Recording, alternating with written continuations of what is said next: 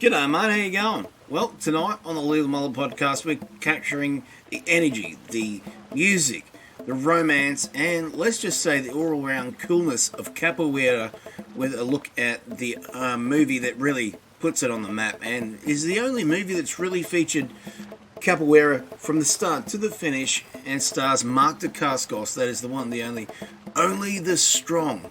And joining me tonight will be, of course, Kyle Wagner and, of course, also my dear brother in the martial arts world, Lee Fillingsness. All right, folks, let's get into FPN's The Lethal Mullet Podcast. Welcome to Phantom Podcast Network. This is Lethal Mullet Podcast, a celebration of 1980s action cinema, celebrating the heroes of yesterday. Schwarzenegger, Stallone, Bruce Willis, Van Damme, all the way down to, of course, the B-grade action films that we all enjoyed on VHS, and of course Betamax. From those of American Ninja, all the way through to Cyborg, Cop and beyond. Here at Phantom Podcast Network's Lethal Mullet Podcast, join Adam O'Brien as we celebrate action movies. G'day mate, how you going? Welcome to episode number 63 of the Lethal Mullet Podcast, brought to you by Phantom Podcast Network. I'm your host Adam O'Brien, and joining us tonight are two amazing gentlemen here to celebrate Only the Strong, the movie, the historical epic, I call it, because at the end of the day, this is a movie that brought capoeira to the masses. This is where I found out about the martial art, and I'm sure many of you did as well. Starring Marc Dacascos, this is a film that celebrates what that martial art is about and what it can do for you. Joining us tonight is, of course, Kyle Wagner of FPN and Lee Fillingsness, also of FPN from the Blood of Kings podcast. Guys, how are you? Let's start with you, Kyle. How are you? Doing very well. We're actually really excited to talk about this film. I was a big fan of this film when it came out on home video, and it's also the movie that introduced me really in depth to Marc Dacascos, who I'm a huge fan of. Definitely. And Lee, obviously you're a martial artist as well. Capoeira is one of the most interesting, mate. How are you? You know, I'm doing really good. And yeah, this was actually my second introduction to capoeira. The first is a somewhat lesser known movie called Rooftops, starring Jason Gedrick, who starts winning fights by learning one capoeira move. The rest of the time he does, as Will Ferrell called it, breakdance fighting.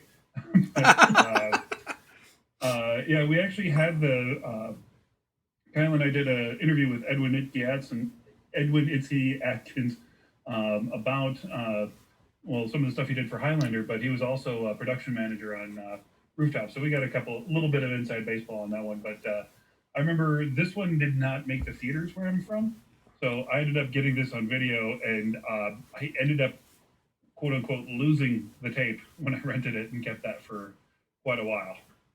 Nice. Obviously, it's very visual martial art when it comes to, obviously, a lot of the acrobatics that we see. And we'll go into what capoeira is and how it works and all that sort of stuff a little bit later in the podcast. We've done a bit of research to give you guys a bit of an insight if you don't know much about the martial art. But I tell you what, watching Only the Strong is probably the best way to do that. So we'll be covering that tonight, folks. We've got a little bit of news too with some recent DVD hauls I've done, and also going to be talking about some Blu-rays that we've picked up. But also, we're going to quickly delve into what could be something interesting in the Justice League film as well coming up. But before we do that, I'm going to let you know how you can catch up this podcast, subscribe to it and check it out, and also the channel, Phantom Podcast Network. So enjoy this little promo. The number you have dialed has been changed. The new number is... G'day, man, how you going? Follow the Lethal Mullet here on Phantom Podcast Network's master channel at fpnet.podbean.com or subscribe on the Podbean app where you can find all the shows. Blood of Kings, a Highlander podcast. Culture Clash, a weekly look at pop culture. You look at Making Treks, a Star Trek fan podcast. You can also check out The Mullet Guild, a look at the Dune universe from me, the Lethal Mullet. You can also check out this show and all the others like What a Piece of Junk, a Star Wars podcast, Type 40, a Doctor Who podcast, Good Evening, an Alfred Hitchcock podcast, and much, much more. All on FPN. You can follow on Apple, Spotify, iHeartRadio, and all podcatchers. Make sure you follow me, the Lethal Mullet, at The Lethal Mullet on Twitter, Facebook, and Instagram. All right, welcome back, guys. Now, how can we find these two fine gentlemen on the web? Well, start with Kyle. How can we find you, mate? Well, of course, you can find me all over the place on the Fandom Podcast Network at fpnet.podbean.com. And also, too, we have our new YouTube channel for the Fandom Podcast Network. Just go to YouTube and search for the Fandom Podcast Network. Please subscribe. We'd love to have those subscriptions. We're going to be doing a lot of live things going forward. And, of course, on social media, you can find me on Twitter at AKyleW or on Instagram at AKyleFan. Awesome. And Mr. Norwegian Smooth, where can we find you? You can find me on the second floor of an abandoned firehouse, sitting in an army bed. Or if you want to find me online, you can catch me at The Way of the Way on Twitter and Instagram. Excellent. All right, folks, we're going to head into the news. Let's go to the bulletin. Now it's time for the latest action news from the cinema and martial arts movies and more, all here on the Lethal Mullet Podcast. Welcome to the news segment, folks. We're going to talk quickly about, obviously, we don't talk a lot about pop culture on this one. This is more about action films. But I thought for this in particular, it's quite interesting that we're getting, I think, the full, obviously, Justice League that Zack Snyder was going to put out too. But one of the great things is some of the people that are behind the scenes, doing the action scenes of this, have worked a hell of a lot on a lot of the B grades that are being made in Canada and stuff like that. Particularly, look at some of those fights that Ben Affleck's been doing. A hell of a lot less of the, I suppose, the karate moves we've seen in the past from Tim Burton and the Val Kilmer films, all that sort of stuff. What we're seeing now is a much more grounded. Casey is even being pushed to the side. This is more of a Krav Maga look to these ones, and I think we're going to see a little bit more of this in the Justice League movie that Zack Snyder's putting together. So obviously you two have heard the news that we're going to get, possibly might even be a 4 hours. It might be split into 2 episodes on the format. What are your thoughts? Are you keen to see this darker take without all the humor and stuff like that, Kyle? I am. I'm curious to see how they're going to pull this off. This is just intriguing to me. It's going to be hard, isn't it? I mean, Lee, you yourself, obviously, you know, stranger to obviously different types of fighting and stuff like that we see in this. Do you think we're going to see a bit more grittier, less of the fantasy that we saw in the Justice League that Joss Whedon put out? I'm hoping so, and I'm thinking that we get a better sense of scope in this one. I recently rewatched Justice League and Wonder Woman, and considering one is supposed to be the bigger movie, Wonder Woman had so much more visually pleasing action, whether it was the war scenes, whether it was the Germans invading Themyscira. Like, Themyscira itself seemed smaller in this movie. It's like, oh yeah, we've only got 8 people now, and they're not wearing as much clothing, but there's just never that sense of scope that we had in, really any of the other DC movies. And then to end it in like some weird abandoned Eastern European town that doesn't really give you a sense of anything other than, oh, this is the same set that we've used for every Eastern European Russian filming location. There wasn't any visual to it, so I'm hoping that we get something better just in terms of scope. I like the action. I think Zack Snyder's best action was probably Watchmen, because it was brutal martial arts. It was kind of 80s martial arts, but 2000s brutal. And that was really a lot more fun to see because, we want to be entertained. We don't want to see something that we could, easily do ourselves. And I'm saying that as a guy that's been doing this forever. But the, making it too simple, making it just, 1-2 punch kind of stuff, that's not Batman. I want to see something a little bit bigger. Yeah.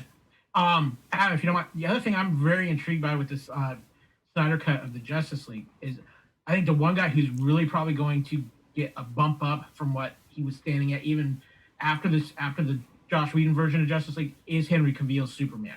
Because I really think that even in the Joss Whedon cut of Justice League, you could see Henry Cavill was starting to get a little more comfortable in the role. And they were starting to write him some better dialogue. And I'm curious, I think in the Snyder cut, you're going to see more fleshed out from that side of things. And if nothing else, I am very interested to see what Zack Snyder's version would have done to unite this DC universe, because that's been one of the biggest issues with this.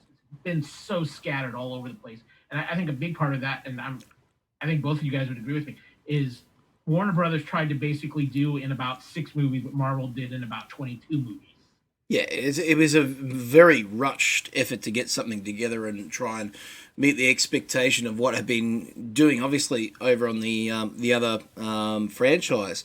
To me, you got two of the biggest, three, including Wonder Woman, Batman and Superman, and Wonder Woman, are three of the biggest and most historical comic book characters ever created. And I think one of the big things is doing it right's been hard for them. But if you look at, you're right, Henry Cavill's going to get, I think, a better chance of, his own take on Kal-El in this one, particularly because, as Zach said, he's not really Superman until he's reborn. And it's something he brought up in one of the recent interviews, is that him reborn is more true to what the comics are going to be seeing. So when you see him out there, it's going to be the Superman that you know. He's sort of had his, I suppose, Batman Begins style intro into this universe. But I think, we'll never see the full length of where he's going to go now, obviously, because Zach's not going to be doing any other movies after this. But I'm very keen to see what happens. But, I mean, who knows? The Batman, we're seeing quite a bit of that too with Matt Reeves and a lot of the stuff coming through that. So that looks interesting too. We've been warned that this is not a very dark take on the character. Lee, what do you think of Robert Pattinson, Batman? I think that's a great choice for Bruce Wayne. We haven't gotten good Bruce Waynes, and we kind of talked about this on our previous mullet about the '89 Batman. I think he'll be a good Bruce Wayne, especially a good young Bruce Wayne. We got Christian Bale trying to play young, and it didn't really work in Batman Begins. Love the movie, but I never believed that he aged, what was it, 7-10 years? Yeah. In that time. But I think, getting that truly young Batman and getting somebody that could have a crime-fighting career of this, physical longevity is a good idea. The only thing I don't agree with is him not hitting the gym. Because, even if he's Detective Batman, he still has to fight bad guys and he has to beat them. And, right now he's not training to have any type of physique, which is fine, and that would actually work for Superman because he's otherworldly powerful. But this is a guy that has to apply foot to posterior. And if he's not in shape, it doesn't really work for me. No, I agree. I mean, what's your take, Kyle? Yeah, I agree with that. I think that, and I think maybe I don't see any way he cannot at least do some training for this film. He might not be hitting it hardcore like, say, what Jamie Foxx has been doing to get ready to play Mike Tyson. What I do like about what I'm most intrigued about this particular film is the fact that I think for the first time we're really going to have a director who's aiming to play up the detective side of Batman. And I'm really excited to see that because, that was always the selling point with Batman, was he was the world's greatest detective. So I'm looking forward to see how Matt Reeves incorporates that into this film as well. Oh, DC stands for Detective Comics. It does. And I think the thing is, like, most of those great stories that we see out there, are exactly that. They've been him trying to find out what's going on in, that, whatever mystery he's got to go. I mean, to me, those were him finding out more about himself as he did those mysteries. And, I think the Ra's al Ghul stories in particular, even simple ones like The Killing Joke, he finds out more about his own psyche than he does the villains. Mm-hmm. So it's interesting. So, folks, anyway, moving on from that, now I'm going to talk about recent DVD and Blu-ray hauls that we've done. I'm going to go through some of the ones I found just recently, which I think are going to be interesting for future episodes. And some of those just happen to be Shokasugi movies. Folks, I found Pray for Death, the Blu-ray, and it is as glorious as you would expect it to be. It is an amazing film. It's one of the first non-canon Shokasugi movies he did after his run of trilogies. So that is, of course, Enter the Ninja, Revenge, and, of course, Ninja 3, The Domination. But he also had another one, which I found, and it's on order already, folks. It is Rage of Honor. Now, these are the really interesting ones because he started to bring in different weapons, which we're going to be talking about on those episodes too. One of the more interesting ones is 9 Deaths of the Ninja, which I found just the other day on DVD. Unfortunately, not Blu-ray. But you get that amazing sword tonfa. I don't know if you guys remember that that film, but that's kind of him going James Bond. So we're going to look at those. Blu-rays I've picked up is Blue Streak, which is an amazing film. Now, you got to look back at the time. I think it was 1999 that came out. And it is one of those ones in the wake of Bad Boys, which I think was actually pretty damn sweet. Do you remember that one, Lee? Oh, yeah. And just that kind of great fun. You know, it didn't take itself too seriously. You still had, the good action scenes, but, sorry. Excuse me, my COVID's acting up. What was the question again? Yeah, well, Blue Streak just being, I think it's a bit of slice of fun and definitely plays and riffs. It definitely riffs off the Bad Boys movies, but in this case, Mark Lawrence is playing an actual bad guy, and he's a crook. Mm-hmm. But it's a bit of fun. I thought it was Kyle. You remember that one, don't you? I remember that one. I think the reason why Blue Streak works so well because it's classic Martin Lawrence. Where, you know what? I am sure when they filmed this, he went so off script and ad-libbed so many of his lines. But that's why it works, and that was one of the things when you're talking peak Martin Lawrence. That was what he excelled at. And you have a very interesting cast in this movie because you also have Luke Wilson and Dave Chappelle in this film as well. Oh, without a doubt. Now, moving on to moving on to literature, folks, we have actually one of our famous action stars we just talked about, Sho Kosugi, along with Warren Chaney, has come up with a series of books which are all about, let's put it this way, fantasy but with martial arts and a little bit of Da Vinci Code thrown in for good measure. This is a series called the Yin Yang Code, which we're going to be covering after I read it. And we've got the first issue, The Drums of Tenkai Bo.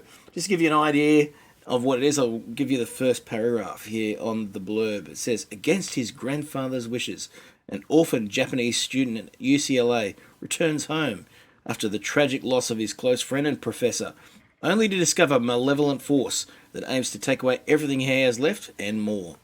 Now, this is something that is a paperback, but it is glorious inside, where you're going to find some amazing artwork, which you can find on Sho Kosugi Official, his Instagram page, Twitter page, etc. And it is beautiful. Like it's done, I think, close to what the Da Vinci Code does. So you get a little bit of illustrations and stuff like that to show off some of the areas and historical places that you go to. It's a gorgeous book, so worth checking out, and you'll give you a review in the next couple episodes as well. Now, the other two things I picked up, which most of you have seen on social media, are the Gray's Sports Almanac, the complete sports statistics from 1950 till 2000. Well, it's not much good to us now, is it, folks? Because we're at 2020, 20 years later, but it is still the exact prop that you get from, of course, Back to the Future, along with George McFly's A Match Made in Space, which, believe it or not, is just a cover. There's nothing on the inside, but it is hilarious too. So you can get those, folks, all on Amazon.com. So go and check it out. But let's get into it. We're going to get into the Lethal Bar, have ourselves a beer, some spirits, a scotch, who knows, all in the Lethal Bar. Here we go. Alrighty, mate. Time to go down to the pub for a pint, chat, action movies and more. Here on the Lethal Mullet Podcast. Alright, folks, welcome to the bar. Here, going to be chatting about capoeira, and of course, only the strong. So, before we go through what it is, I want to get your take. Obviously, Lee, you know what it is, I know what it is. But Kyle, as somebody who may not have studied it before, what is your thoughts on capoeira? What is it to you? I think it's a beautiful martial art to watch. I think it's got a uniqueness, the mixing of the rhythm with the martial arts, almost like the dance that it is. Mm-hmm. It's funny because we talk about only the strong really kind of bringing it to attention in the early 90s. I laugh because it was two things that I saw a lot of people getting the idea of capoeira. It was two things. It was this film, and it was actually a video game. And that video game was Tekken with the character Eddie Gordo, who also they made a capoeira expert in that game and a lot of people would use him in the video arcades. Definitely. And it was interesting how such two totally different venues kind of brought capoeira to the general public. Oh, definitely. Now, Lee, obviously, it means something to you in a different way, obviously, because you've experienced as a martial artist. What does capoeira mean to you? Capoeira was probably my first truly artistic martial arts study. When I first was introduced to it, I was I think 16 or 17 years old, and it was unlike anything I'd ever seen. Really just throwing the rhythm into it. I mean, all the kicks themselves. Other than I was only ever once able to do that weird 90-degree angle, kind of over the side, stand on one hand kick, and I did it. And I never did it again because I thought of all the ways that I could break and hurt myself, which I was very good at the time. I'm a collection of injuries held together by hubris. But when I finally got the chance to truly study this, I got the videos and actually went to a couple seminars in Chicago that Amin Santos did, and he's the guy that actually taught Marc Dacascos all this. He used to have videos in the back of Black Belt magazine all the time. So I had those, but once I finally got the chance to study it, study with two different groupos at the University of Iowa, ended up leading one of them for a little while. I don't personally believe I was good enough to be the leader of the grupo, but everyone else seemed to think so. But it allowed me to take something that I knew for sport and something that I knew for fighting and remove both elements and really just enjoy it. And it allowed me to take the stuff that I learned from dancing, because my mom always wanted me to get beat up, so I took dance classes. The use of rhythm and the use of kind of that rhythmic reading of your partner that you learn in ballroom dance with this same kind of rhythmic reading of your opponent in capoeira, like you start to, even as the ginga itself is a slow move, but all the kicks in between are very fast. You start to learn different sets of timing, and you can have a blast and compete with somebody, and neither of you lose a tooth. And that was a really fun thing for me at the time. Yeah, it really is different. For me, I experienced 3 years of pretty intense training in the early 2000s under an amazing mestre by the name of Claudio Caracol, who ran Rio Rhythmics, this great, I suppose it was dance hall as well as capoeira studio as well.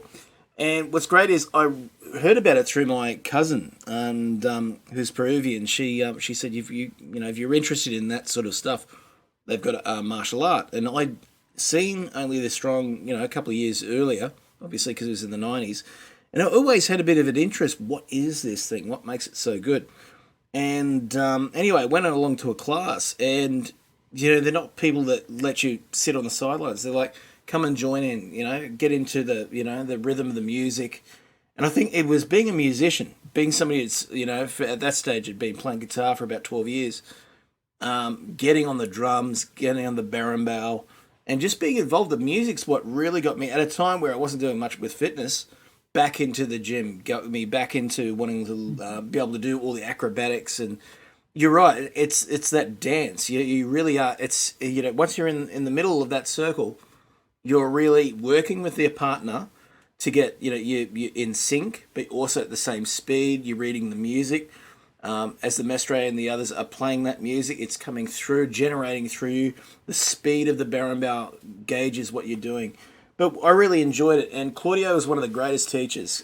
He's somebody who involves everybody, but also he would put on weekend benefits where he would bring people over to his house, cook up this amazing, beautiful Brazilian food with his partner at the time, and then once you had a full stomach, you've had a nice, coffee, whatever it is, it could be a beverage.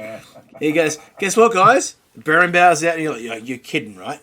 And we would do, out the back of he had a beautiful big backyard where we all did, of course, train. And believe it or not, yeah, it didn't do quite as well as we thought we would when we were doing that. But it was a lot of fun because it really tested your muscle memory, everything like that. Because slightly, whether some people were intoxicated, some were just full stomach, which is not the best way to go. But we had a great time. We trained on the beach and all that sort of stuff. Just really, really, and I think the family atmosphere, that Brazilian family atmosphere that involving everybody, you're part of the group. Even if you're not the two people who are inside the circle, everyone's singing the songs. There's just something wholly inviting. I mean, I think a lot of martial arts are like that. I'm studying something that's right now Goju-Ryu karate, so it's a different thing. But then there's not that same involvement that capoeira has with the group. You don't have that same team aspect, and I think that's what I miss about capoeira. Yeah, and you touched on something that you just immediately reminded me of it. It is more like walking into kind of a family party than your traditional dojo setting. Having been in every type of training situation, most of the time there's a guy standing at the front, and you stand in front of him in formation like soldiers, and you move on his mark, the same way that you would if the drill sergeant told you, half right face, front leaning rest position, whatever. Whereas capoeira really is more like being around the family table and everyone's kind of taking part. And the new guy is the most popular guy at the table. They don't treat him like, okay, newbie, here's all this crap that you have to go through, and once you're green belt, we'll start treating you like a human. There really is just this great family thing, and I think that was something, having been through it in the rewatch, having been through that experience, what Lewis is trying to do is bring that sense of family to these kids, and he does it every time. He doesn't act like the sergeant; he acts like the dad. And I thought it's hard to explain to anybody that's outside of it what that feeling is, but I thought that was a really good thing to have included in there, and you talking about that just reminded me of it. Oh, without a doubt. Now, for you out there, the audience tonight, what is capoeira? Well, basically from, the descriptions that we found, for the layman, it is an Afro-Brazilian martial art combining dance, acrobatics, and, of course, music into one thing. And it literally is all three parts really come together. It was developed by the enslaved Africans taken to Brazil around the 16th century, and obviously known for its complex moves and acrobatics, often involving, obviously, hands on the ground, inverted kicks, big, long telephone kicks, as in, they're not like karate or taekwondo. In some ways, the knees are kept straight. Everything's kept very slickly moved, almost like a windmill turning. Flowing movements rather than fixed stances. The jinga, which is like a rocking step, so you're never standing still. You've probably seen the little movement that in Only for the Strong that the students do. They're moving back and forwards, left to right. They're never standing still, and that's one of the unique parts of this martial art. Is it's very, very hard to pin down an opponent due to that. The most widely accepted origin of capoeira comes from the Tupi words called ka and pau, which means forest and round. And obviously is referring to the areas of low vegetation where the Brazilian interior, where the slaves would hide. And then, of course, this is outlawed. All fighting was outlawed under, where they were slaves. So they had to basically come up with a martial art that was going to use their legs and to hide the training under music and dance. So that's where it basically comes from.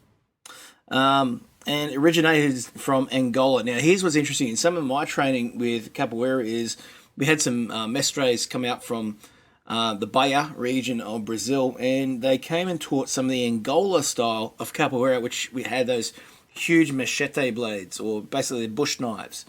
And so they would be doing the jinga, but as they were coming through the arm movements, they'd be using those knives. And it was, there's even an offshoot of that, which it was like a street capoeira, which was probably a little bit of the Brazilian jiu-jitsu coming into it, because there was some pins on the ground, some wrestling moves and stuff like that. Again, probably a bit more street. But the Angola stuff, if you take away obviously the blades and stuff like that, I think you had things like slap boxing, headbutting, kicking, but it was all still hidden in the deception of the dance. it's very interesting too. So, but before we move on, any final thoughts on where this martial art has gone now to? Obviously, one person that uses it quite exclusively as well is Wesley Snipes. You watch the Blade movies, he's using capoeira all through that trilogy. Remember that, Kyle? Yeah, definitely. It's so hard to see as much in the Blade movies because of how he is dressed and how fast-paced those scenes are filmed as well. Definitely. I mean, Lee, obviously, you've probably seen some of those moves that he's done in that one too. Yeah, and I remember seeing that, and when they replaced Raiden in Mortal Kombat 2, Dexter's dad, I always forget the name of the actor, is doing capoeira, whereas prior to that, he had just been Christoph Lambert cackling and shooting lightning at people. But, you'll see this every so often. You had mentioned, or Kyle had mentioned Tekken.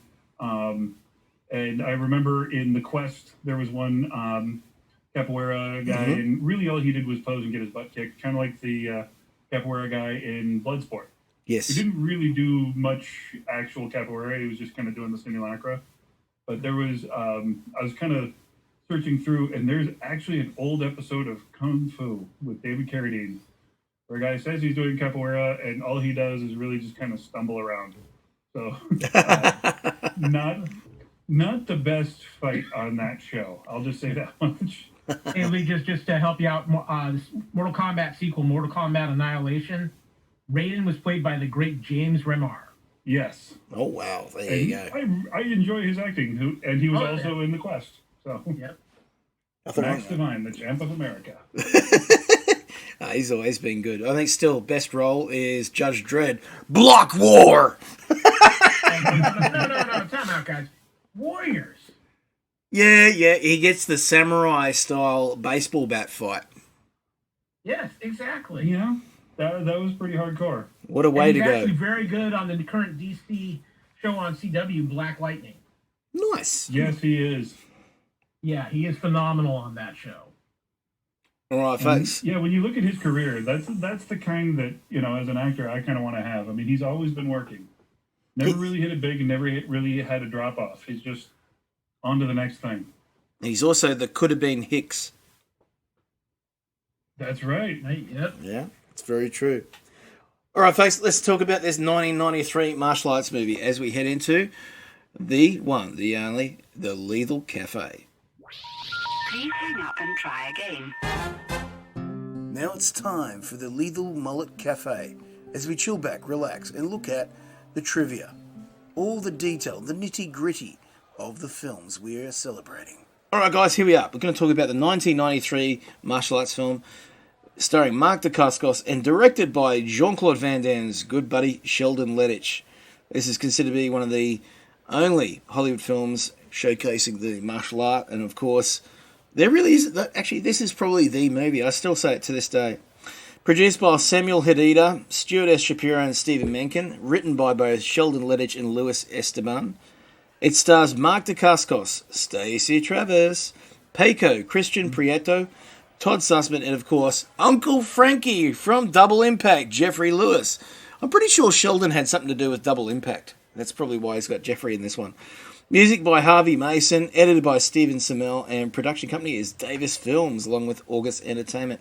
It came out in August 27, 1993 in the US, with 20th Century Fox, and of course did $3,200,000 US, with a budget of only $6 million. So it didn't quite make its money back, but I still think it's a damn fine little film. It stars Marc Dacascos as Louis Stevens, a former Green Beret who goes back to his hometown of Miami after doing his service in Brazil. So he's been trained by the locals there in capoeira. Goes to see Mr. Kerrigan, his old school teacher, and to try and help out teach some of these unruly kids. And that's pretty much what happens, is a bit of a Karate Kid style story where he's the Mr. Miyagi in this. He's the mestre that brings the kids back together and gets them a bit of a hope for the future. So before we get into that, where did you guys first see this film and the impact that it's had, Kyle? I saw this film on actually VHS rental. This came out on VHS, I believe, in '94, and I was at the time working at a video rental counter in one of the local Alaska grocery stores that I was working at, and this just grabbed my attention right away. I had seen the trailer on it on several other videos, and so when it finally came in, I kind of snagged it and ran away with it before we even put it out on the rental shelf. But I really liked this movie, and like I said, it was really my first true introduction to Marc Dacascos. And the thing about Marc Dacascos is, even now, he just has a certain energy to him when he's on the screen that pulls you in. And in this, he's playing the nice guy, and from all accounts, he's one of the nicest people in Hollywood today. But he has this energy that just pulls you in, and he comes across as so genuine. And even though he wasn't necessarily a capoeira expert per se, he does a good job with it. There's a few scenes in there. I know one of the knocks on it that I've read about in my research for this was he was in a bad habit of, when he was doing the basic early moves for capoeira, he kept his arms down instead of keeping them in a defensive position. However, that would have been covering his face from the camera. That's very true. Now, Lee, when did you first see it? And obviously, it's influenced you. I saw the trailer for it on the Jonathan Brandis masterpiece Sidekicks, which came out the year before. And so I was excited about it from that. And like I said, as soon as it hit the video stores, I ended up renting it and stealing it. But really just enjoyed the film. It obviously had an impact on me. It's a martial art that I still I don't practice as much as I'd like, but I still keep in contact with a little school here in the cities and occasionally break out my old beer and bow. But really was kind of cool. Just something different, and I several times on all the podcasts, like if I see something new for choreography, it always, raises my eyebrow, because you see enough action movies, you see the same moves over and over again. And this one really was something brand new. And, with Marc Dacascos, I believe at this time, I was familiar with him from a movie that he did with the American Ninja, the second one, David Bradley, called American Samurai. Apparently that guy's been pretty well pigeonholed. But he played the evil brother, basically the same character that Ashiyama Shida played in the Octagon, except they turned it into Bloodsport, but with swords. And they even had their Donald Gibb character. It was really, really bad. But some fun fights, and that was also my introduction to Iaido. But yeah, this one, seeing this as a kid in, small town Iowa was definitely an eye-opening experience. And my friends caught me practicing it, and they made fun of me mercilessly, and then I'd kick them, and they'd be like, "Oh, sorry about that, sir. Let me clean your shoes." He's great. Now, let's look at the cast. We have, obviously, Mark, who we've talked about quite a bit. I think the first thing I saw him in was Double Dragon, believe it or not, with Scott Wolf and Dennis Hopper. Was it Dennis Hopper? Oh, no. It was Robert Patrick. No, it was David Patrick. Yeah, David Patrick. Robert Patrick, yeah. Robert Patrick. Or Robert Patrick. Yeah. And let's not forget Alyssa Milano in shorts. Oh, yes. And Let's not. And very short hair, Alyssa Milano, too, which was really kind of weird to see. Now, one of the great things about this show is, folks, we are going to be covering quite a lot of Dacascos. If you're a fan of Dacascos, get ready, because we are going to be doing, obviously we're doing this film now, but we're also doing Crying Freeman in a couple of weeks' time. And the big one, and I'm going to need Lee for this one as well, that is, of course, Le Pack des Loups, the Brotherhood of the Wolf. Yeah. Adam, I just want to throw in, too, one of the, I think, the more highly underrated things Marc Dacascos did was playing Eric Draven in the Crow TV series Stairway to Heaven. Great show. Yes, agreed. Yeah, I mean, that he actually brought, I think, obviously Brandon brought what he did to the role, but I think he's been the closest to capturing what Brandon went through. Don't you think, Lee?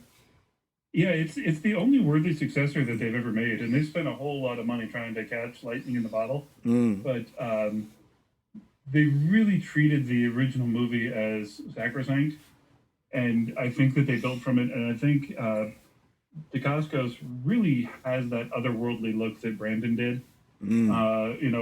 And like Kyle was saying, he does draw you in. I mean, he's got the very interesting features. Those enormous eyes. That fantastic physique, and you want to watch him as he moves through the world. It surprises me that he's not bigger than he is. I mean, obviously he's had some great success over the last few years with Iron Chef, and of course his really cool turn in John Wick 3. I didn't enjoy that movie as much as the rest, but boy, that was a good bad guy. Oh yeah. Actually, you want another thing where he plays actually a good bad guy is the remake CBS of Hawaii Five-0 where he played Wolfat. Oh yeah. Yeah, he's good in that. He was excellent in that. He's really good in Stargate Atlantis as well. He was in that too. Obviously, one of the great things about it is his parents were martial artists, so he was kind of born into, that as a family thing, I suppose. His father runs a style and his mother's style as well. One Hok Kuen Do, which is, I think, largely more kung fu based, but it is, one that uses many other systems as well. So it's kind of like a JKD in some ways. But he's obviously well-versed in a lot of different styles from what he's done over the years. And some of the other movies I've liked him in, and one of them is Drive, which is a great film, which actually stars one of them, the cast of The Crying Freeman as well as the bad guy in this one. Is basically they put a drive, like a turbo drive, inside the bodies of these martial artists. So what you see in those, fight scenes, everything's kind of just slightly undercranked to give that speed. And the speed when it's going at 24 frames per second, doing those elegant kung fu moves he does in that one is just unbelievable. That's another one hopefully we'll look at soon on the show too. That can be found on Tubi channel, folks. TUBI. I did want to go back. Oh, sorry. You're right. I did want to go back to Marc's mom, Malia Bernal. Is an absolutely fantastic martial artist. His dad, Al Dacascos, the One Hop Kendo, is very interesting mix of 7, martial arts, 4 very practical and 3 very artistic. But the dance ability that he has in this movie, if you can find any video of Malia Bernal competing in like the 80s, I think she was still doing stuff into the early to mid 90s. A grace and power that makes you wonder why people went for Cynthia Rothrock first. Malia Bernal is one of the most impressive people I've ever watched do martial arts. Amazing. Really easy on the eyes, too. I'll tell you that. This is where he gets his looks from. Obviously, we have as Diana Stacey Travis, kind of a former love interest, if you like, of Lewis Stevenson. We have, of course, Jeffrey Lewis in this as Kerrigan. Now, Jeffrey's pretty much one of the old buddies of Clint Eastwood. They both came up in the studio system. Jeffrey's done a lot of TV shows. Obviously, he's known to us for a number of police roles. One of the best ones, of course, being Tango and Cash, where he goes, "What are you doing? This is the way you screen all your guests?" All those, right? Yeah. And he basically is that offside to, I think it's in any way which you can or whatever it is. With Clint Eastwood, he is obviously too in a lot of westerns. Plays a bad guy in a very famous western with Clint Eastwood, which you all know quite well. Jeffrey Lewis, obviously in action circles, also with Jean-Claude Van Damme, playing Uncle Frankie in the Double Impact film, which apparently was meant to have a sequel a couple of years ago, which fell through, unfortunately, Kyle. Yeah, Jeffrey Lewis is kind of like what we were talking about with James Remar. He's just one of these actors who always was working. And he was definitely one of those, as Kevin and I call him on Culture Clash, one of those that guy faces. You maybe didn't know his name, but you knew his face because it was so distinctive as soon as you saw it. Oh, without a doubt. But he always played interesting roles. I will give him that. And you look, he has over 220 credits as an actor on IMDb. Very interesting. The other big one in this is one you're going to know from another Jean-Claude Van Damme film, playing the pool fighter, who does a little bit of capoeira in it. Actually, there's a couple of handstand kicks in that fight as well. Is, of course, Paco C. Prieto, or Paco Christian Prieto. He was born in Mexico City, Mexico, and basically his first starring role was in Only the Strong. In the early 80s, he was actually a martial arts instructor in East LA. And after meeting Deborah Roberts, the mother of Layla Roberts, Paco and Deborah lived in Beverly Hills until their separation in 98. And he's currently producing starring films in Mexico City right now. But he's done a lot of movies, obviously Wrong Bet, or as you're known in the States, Lionheart. Street Law with one of the Jeffs guys, Jeff Wincott. And also been in Hard Time, Champions, and Hard Time and Champions. Yeah, you're right, Kyle. He's only done about 5 things. So you are right there. Lee, what do you think of Paco's martial arts skills? I think he's fantastic. I would have liked to have seen him do more. I sort of feel like with this movie, he wasn't quite up to the speed of Marc Dacascos. Not necessarily the skill level, but in terms of making film. Yeah. There is a very big cognitive disconnect between fighting and stunt work. And it's something that I personally still work on, having done, stunt work for now 20 years, fighting for 35. When you first get into it, you have to break habits that you have as a fighter in order to be a good stunt person. And part of that is moving a little bit slower. So you can see that he's got, very good moves as Silverio, but his slowness, I think, is coming from a caution of not wanting to hit anybody. Yeah. Whereas when you see him fighting Van Damme, he doesn't have that same thing, because of Van Damme's set, everybody gets hit. I did also want to backtrack just a little bit, because Kevin would kill me if I didn't mention Stacey Travis, who had a very significant role on Highlander, the series. She was Renee Delaney, one of his paramours on that one, and kind of a fun actress. So I always like seeing her. She's most recently been in several episodes of SWAT on CBS, since we're getting into all the remade crime dramas from the 70s. Because Kyle had mentioned Hawaii Five-0 already. Nice. Now, another actor which we see at the start of this playing Felipe, he's one of the ones that's trying to sort of coerce, I think it's his cousin or his brother, to do basically sell the drugs and be basically involved in the crime. His name is, of course, Jeffrey Anderson Gunter, and you'll know him from Mark for Death, playing one of the Jamaican hoods in that one as well, and gets thrown around the place by a Seagal. He's also in Naked Gun 33 and a third. Don't be a menace to South Central while drinking your juice in the hood as well. But you'll know him from a lot of stuff like Encino Man, Mr. Arnold's Revival, American Dad, The Kroll Show, and Sublime. He's pretty much, I think, been one of the go-to people when it comes to cool Jamaican characters in film, but he really has a presence, I think, in this movie as well. Don't you think, Kyle? Yeah, no, he's always had a very interesting presence to him anyway, and I think in this role he stands out. But that's the thing about he has that look that just it stands out no matter what he is in, and I mean he's got such an interesting career himself, where he's done action films, he's done comedy, he's even done daytime television. He had a run on The Bold and the Beautiful back in the day. Oh wow! And he was in Babylon 5. Norman C. Lau's favorite television show. I just saw that. He's in one of the movies. Nice. But, yeah, he's definitely that cool Jamaican guy. Great physique, great look. He looks menacing, but just a lot of fun to work with on set, from what I hear. Definitely. Now, one of the key characters in this is, of course, Silverio's cousin, and that's, of course, the one in the class that Marc Dacascos is trying to get back on the straight and narrow. That is, of course, Orlando, played by Richard Coca. And Richard, born in Los Angeles, he's known for The Mexican, Minority Report, and Lone Star. Well, you've seen this. This guy's worked on a lot of stuff over the years, and whether it's TV or film. The Truth About Cats and Dogs. He's on Baywatch, I remember, as well. But he also is in another Jeff's film. That is called Street Night. Jeff Speakman playing Carlos Sanchez from 93. He was also in Sunset Grill with Peter Weller in 93. He's a busy year for him, 93, my God. He was also in MacGyver.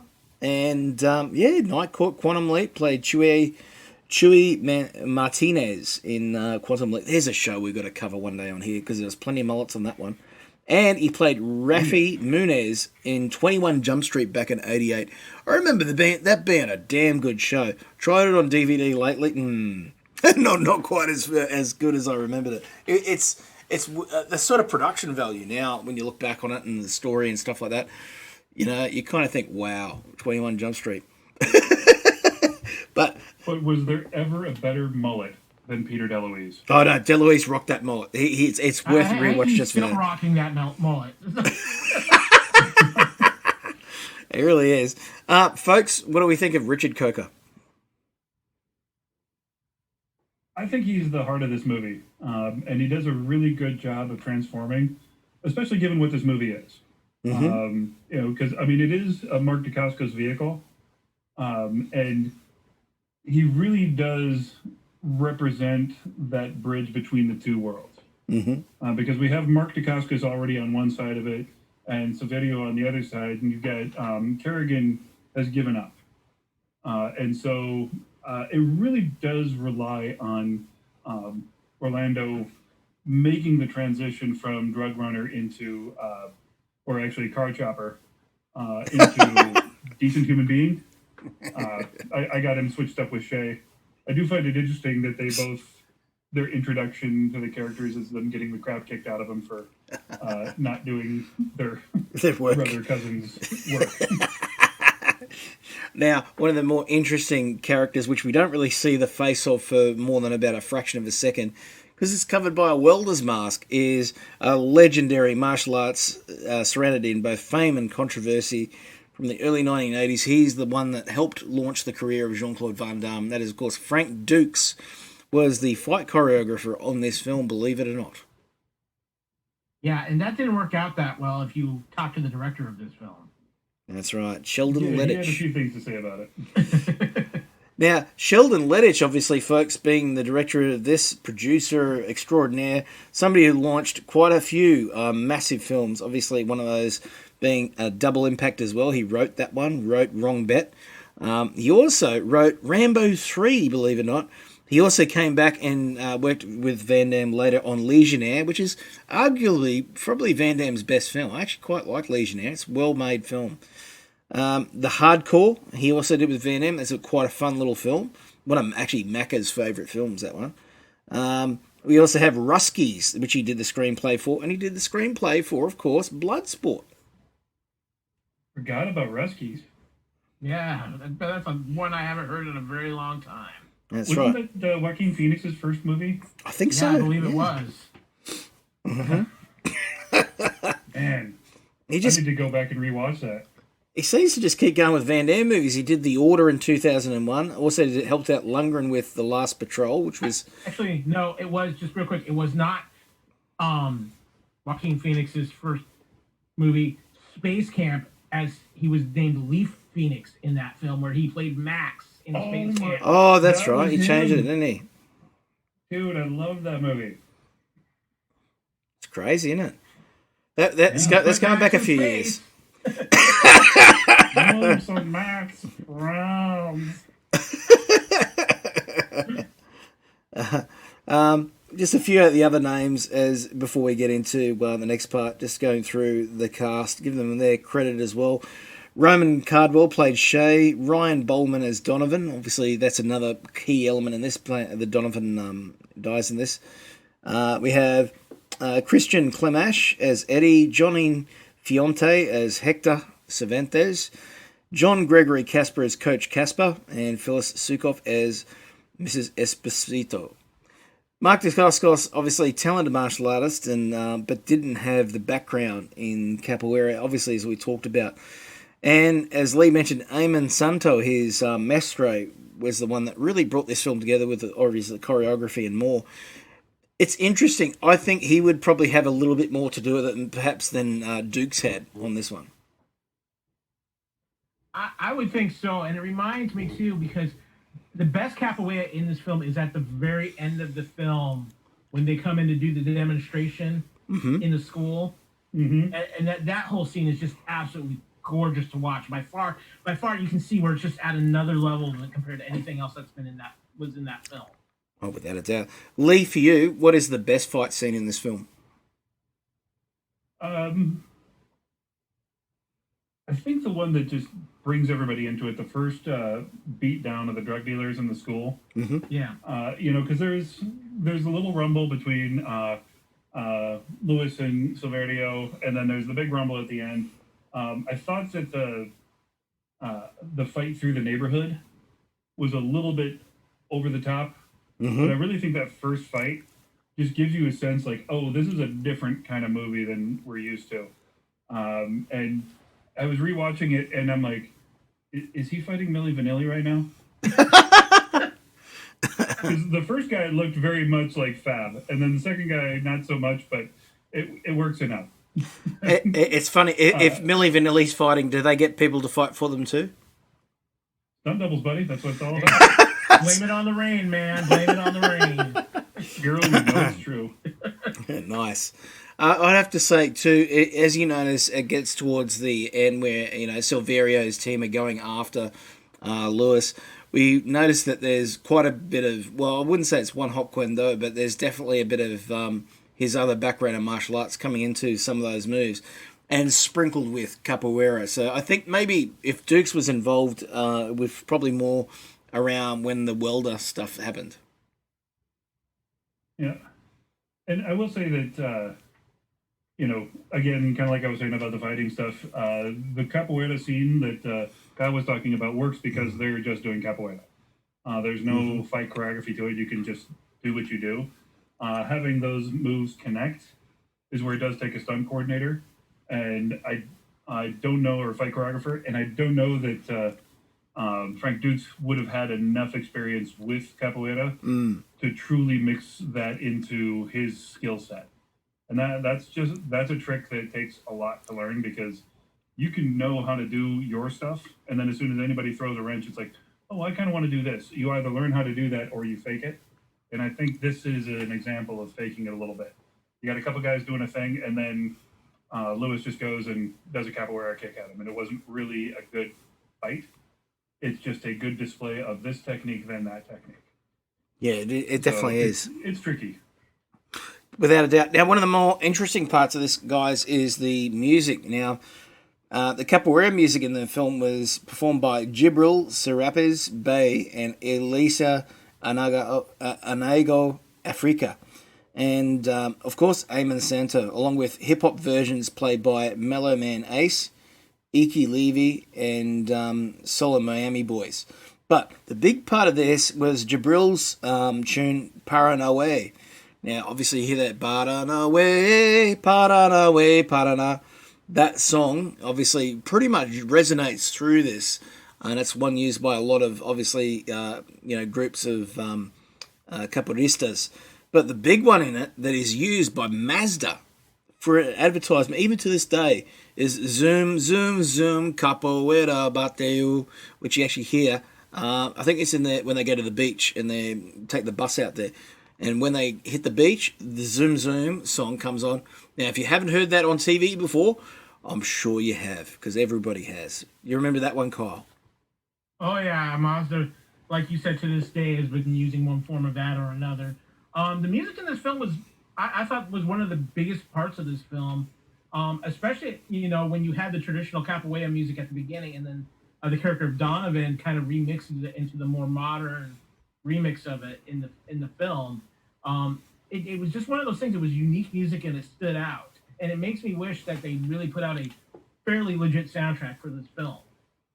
Oh, yeah. Oh, they did. I have it. Oh, did they? Yeah. It's great. This would be me living in Alaska where we didn't get cool stuff like that half the time.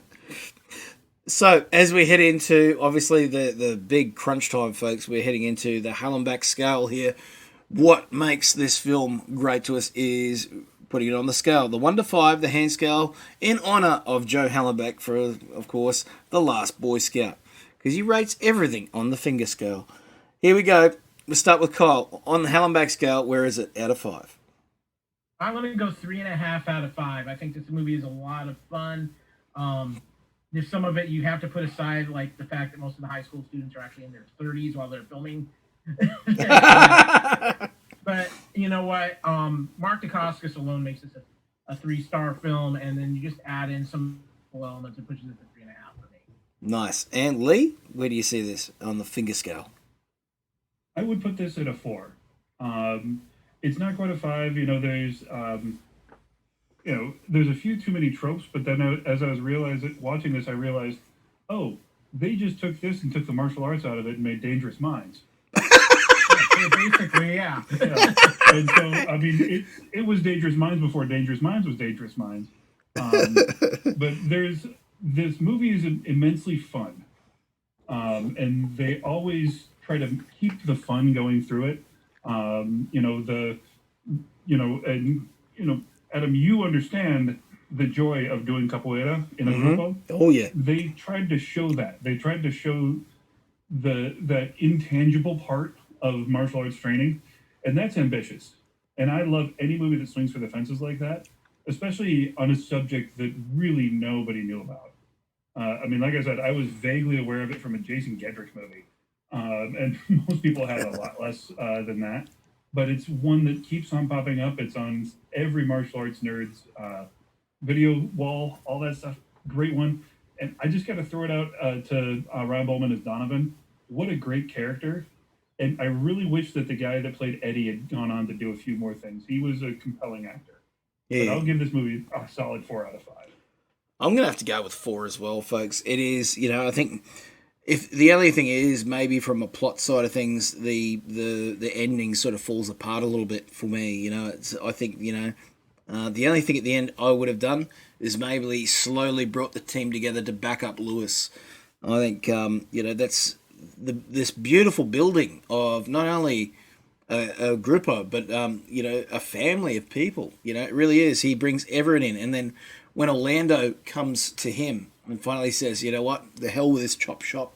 And working for Silverio, that's the only bit that I think should have come maybe 10, 20 minutes earlier so that he could then join Lewis on this little, not a one-man mission, but a mission together as a team to really bring down the threat to their community, which is Silverio. So I think that's, to me, what should have been done the whole time, all the way through it, because then the terror gets turned on Silverio. So just from a plot point of view, that's where it loses 1 star for me, I think. Because he did teach him how to fight. He did teach him how to, sort of be better people. It would have been better, I think, if more than that one goofy-looking kid kicked one of the bad guys, and they did more than just sing. If they had been a more active part of it, I think that would have been the thing that brought it up. Oh, without a doubt. So, folks, I want to thank you all for joining us on this little Only the Strong journey. We will be back because we do have a friend of Lee's that's going to come on a future episode to chat about not only the strong, but capoeira as a martial art. Isn't that right, Lee? Possible. I'm still working that out, so fingers crossed, don't want to jinx anything. That's right. And I've got to say, too, thanks to Lee, I've been introduced to a new martial artist for me, which I've known about, but really just haven't had access to the films apart from TC 2000. That is, of course, Jalal Mari, and he is an unbelievable martial artist who I think really has a bit of charm on screen as an action star. Yeah, and compelling to watch. Very different look, very different accent. He was not the same as, come on, we get the 80s. It's like you're either a brunette beefcake or a blonde beefcake, from California, or you had Schwarzenegger. And really, you didn't have much variety in your action heroes. And then you get him. And he really did bring he has a intellectual look to him. Oh, yeah. So he takes, he definitely was in good physical shape, but he wasn't, Arnold or Stallone. But he really does have a compelling look to him. Worked in the early days with Billy Blanks before Taibo was a thing. And he's, worked with Cynthia Rothrock and, a lot of the great names in Kung Fu and just martial arts cinema of the 70s and 80s. And just seeing him, he's made 3 movies with Bolo Yang. Yep. And, he goes back all the way to Enter the Dragon. He really does. Really fun, not always the best made movies, but always compelling to watch. It's just martial artistry. Jalal's martial art work is top notch. I mean, he's not only going up against those guys, there's also, who else was it? Laura Avedon in the one I watched last night. I mean, it really is. It's lovely to see. Again, another big shout out to Lauren as well.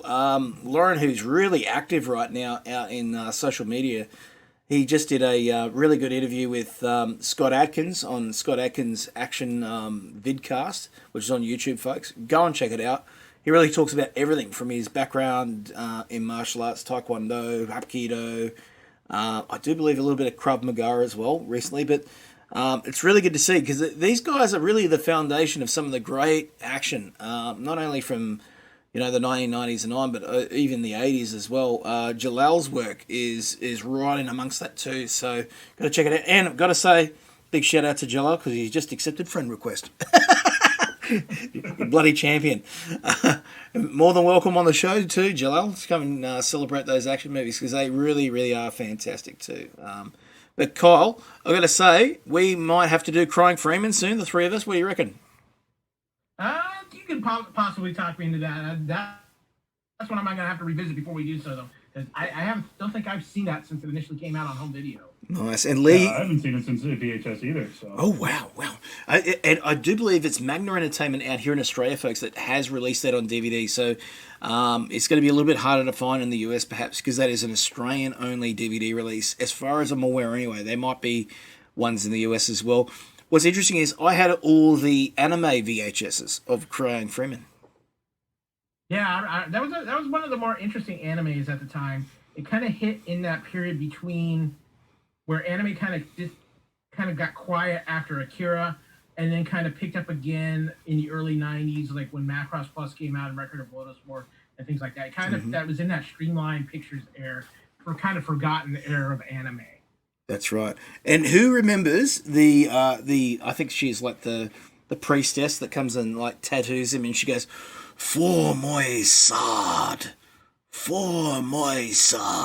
you will kill with immunity. Kill." And of course she's the one that basically tortures the Crying Freeman to get out there and do what he needs to do. And it's an interesting character. I think there's nothing quite like that character in anime. The film, of course, done by the director of The Brotherhood of the Wolf as well, too, Lee. Mm-hmm. And you can see a lot of the stylistic choices have grew rather than changed from movie to movie. Yeah. So I'm really looking forward to kind of putting these two together and seeing how it evolved. Oh, that's right. And we've also got Byron Mann in that one. I've always been a big fan of Byron's. He steals the screen when he's on, that's for sure. Yes, sir, he does. Certainly does. All right, folks, thanks for joining us here on the Lethal Mullet Podcast. We're all going to love you and leave yous, and we'll catch you next Monday with much, much more. Next Monday, we hit Cannonball Run. Here, that's right, the movie that is pretty much Smokey and the Bandit plus others, if you like. And, of course, we've got Dom DeLuise on that one. We've also got Jackie Chan on that one. And, of course, Roger Moore. That's right, James Bond. Roger Moore. And you actually listen to that in the movie itself. There's even the Bond music played backwards when he pops up. So just so they don't get the copyright infringement. It's pretty funny. So we're doing that. You guys are welcome on that one as well if you like. We'll probably be recording that tomorrow here at Quinlan's Cantina. All right, folks. We're going to love yous, leave yous. Thanks for being on, Kyle. Absolutely. Always a pleasure. And thanks for being on, Lee. Obrigado, mestre. Obrigado. All right, that's the end of the show, folks. Big thanks to Lee Fillingsness and Kyle Wagner for celebrating Only the Strong here on the network. And, of course, got to say, as, a fellow capoeirista, big shout-out to all the mestres out there. And I hope their families, their capoeiristas, are happy and well and enjoying the training. At the end of the day, enjoying being involved in this amazing martial art. It truly is. If you haven't been a part of it, get out there, try it, and get involved in the music even. It is a dance of life, and it is a dance of family. It really is an amazing experience. And you might just learn some self-defense while you're at it. This is the Lethal Mullet signing off for tonight. We'll catch you next week here, chatting Cannonball Run on the show. For now, let's take a chance to listen to Kevin, the Radio Nerd Reitzel, the other co-founder of this network, on what you can find here on the network. I'm Adam O'Brien. We'll catch you next Monday here on the FPN. Thank you for listening. We hope you're enjoying this podcast. We like to continue to feed your ears by inviting you to listen to the Fandom Podcast Network and all of the other awesome shows we have to offer. It starts with our flagship show, Culture Clash, our weekly pop culture news podcast. Bloody Kings, our Highlander podcast. Couch Potato Theater, our podcast celebrating our favorite movies. Time Warp, the Fandom Flashback podcast discussing a year in movies and our favorite pop culture topics. End Zone, the NFL podcast. Good Evening, an Alfred Hitchcock podcast. Union Federation, our Star Trek and Orville podcast. Hair Metal, the 80s and early 90s rock metal podcast. Type 40, our Doctor Who podcast. Lethal Mullet, a 1980s and 90s action film podcast. What a Piece of Junk, a Star Wars podcast. And our newest show, Making Treks, a new Star Trek podcast with a deep dive into the final frontier with host Mark Newbold and Adam P. O'Brien. You can enjoy all of these great Fandom Podcast Network shows on our master feed at fpnet.podbean.com. Fandom Podcast Network is also on Apple Podcast, iTunes, Stitcher, Google Play, Spotify, and iHeartRadio. You can also find us on Facebook under Fandom Podcast Network. You can also email us at fandompodcastnetwork@gmail.com. You can also find us on Instagram and Twitter under Fandom Podcast Network.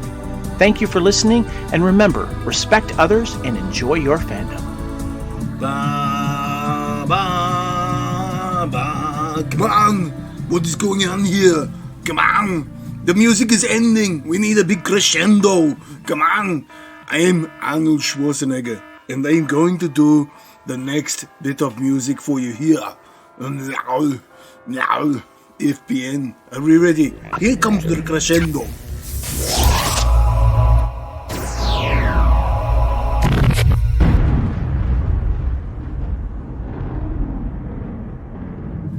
Oh, g'day, this is Russell Crowe, jamming out here in the back of Sydney, and it looks like the power's gone out. So it's good night to the Lethal Mullet.